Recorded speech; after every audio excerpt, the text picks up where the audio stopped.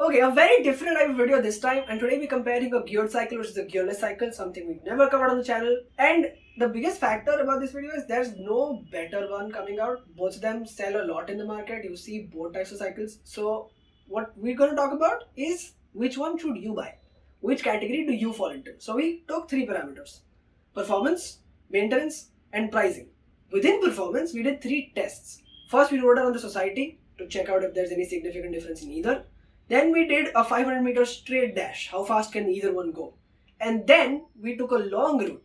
So from here we went to Club 07, switched our cycles and came back. It's about 3 kilometers away. And we compared our results when we came back. Yeah, so first of all, we went from here to Club 07 in our daily cycles. Yeah. Which is a route we take a lot of the time. And it's like everything is pretty familiar. Same cycle, same route, no problems there. Right? What changed was when we came back, we switched our cycles. So I went from the gearless to the geared one, and he went from the geared one to the gearless. My ride was a breeze, to say the least, while his was not really a breeze. Not at all. See, a kilometer or 1.5 into it, into the drive back home, I started feeling so tired. It's like I could feel where I was tired. I had to drink water a lot while coming back, which was not the case while going. The same as you. Yeah. When I was going, I had to stop pressing water. I didn't have to while coming back. So that's the thing. With a geared cycle, it's so much easier that when you feel a little bit of that tire kicking in, or when you feel a little bit tired, you can just switch your gears. You can go to tighter gear, and then you can hold the speed. Yes. You don't gain a lot of speed because if you see, there wasn't much of difference in our distances. Like we weren't much farther apart. Yeah. The thing that made a difference was the effort that you put in. Yeah. Because at one point you can almost stop pedaling in a geared cycle. Yeah. In gearless, I have to pedal or else I'm going to fall. So that's the thing, because so speed. So that's another thing we have to address, and we did another experiment for that, which is the second one. Yeah.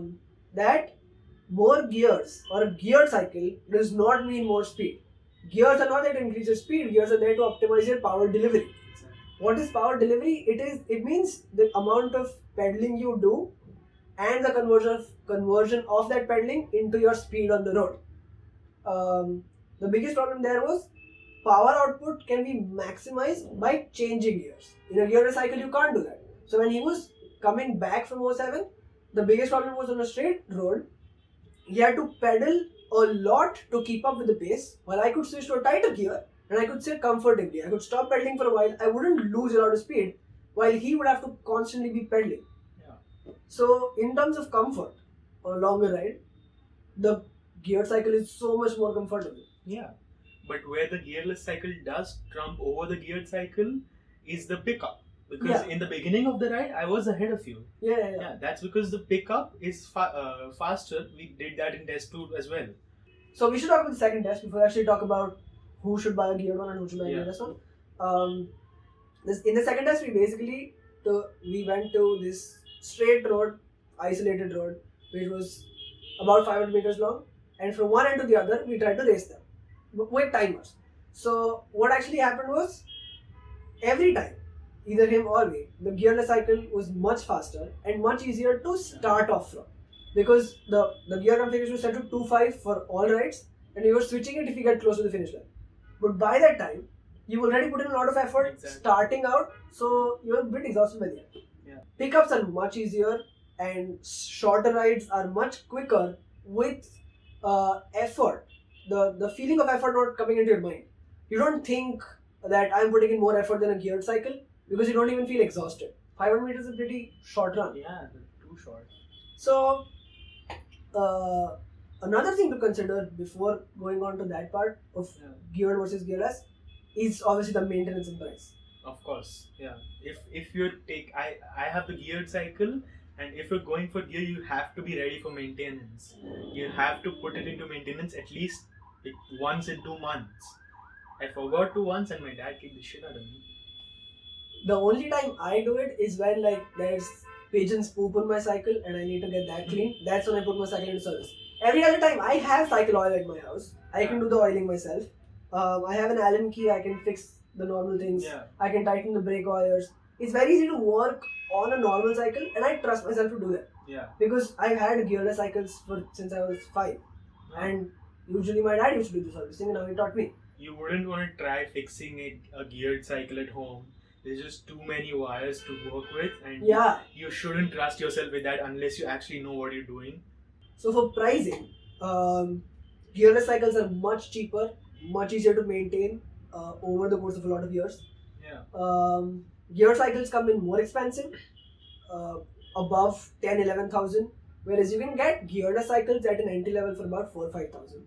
You can get really good Yeah, geared very cycles easy. for about 7-8,000 also. So that's the thing. Apart from that, who should get a geared cycle and who should get a gearless cycle? And if we solely talk about distance and comfort, ignoring speed as a thing, because gears don't mean speed. Yeah. I think I would put a threshold at 2 kilometers. Even you felt the pain at 1.5 kilometers. Exactly. Because you don't drive that a lot.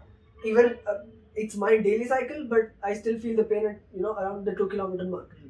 So if you want to drive your cycle for more than 2 kilometers, if you're really into cycling and you want to take that up, like every morning you want to go for a cycle. Yeah, exactly. If you just like wandering a lot on your cycle. Yeah. And it is fun though. We've explored some crazy places around here. Definitely. We went to an abandoned construction site, which is super scary. Shouldn't have done that. It's called Ward 23. It's not in Google Maps. That's how scary it was. So it's pretty fun to go cycling, but if you want to drive more than 2 kilometers almost every day or every other day, if that is your commute, please go for a geared cycle. Because it's much more comfortable to just cruise on a straight road by shifting to a tighter gear. Yeah. Well, you're literally sweating and drinking water constantly on a gearless cycle. You look like a peasant. Gearless cycles are much more better if you want shorter commutes in duration or distances. So let's say you want above 1 hour of cycling, geared.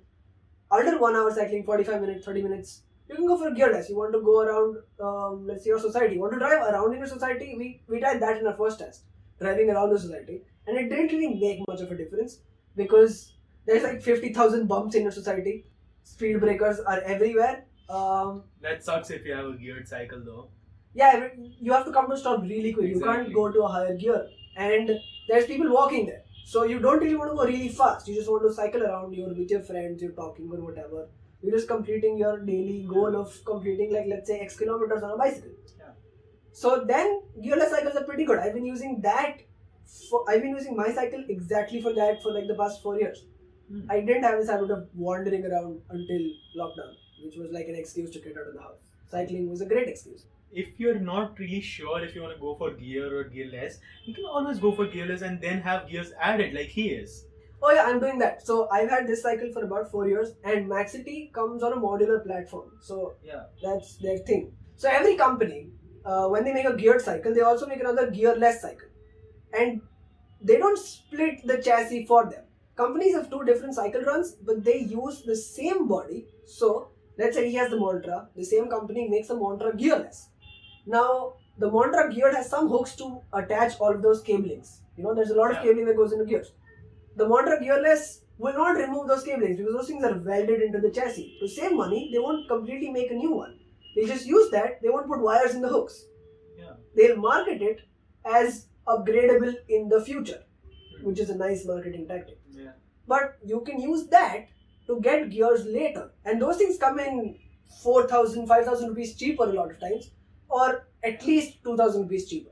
And you can get it done in a proper shop for about 2 to 4 grand, or you can do it yourself by buying all the parts. They come in for around 1,500, 1,400.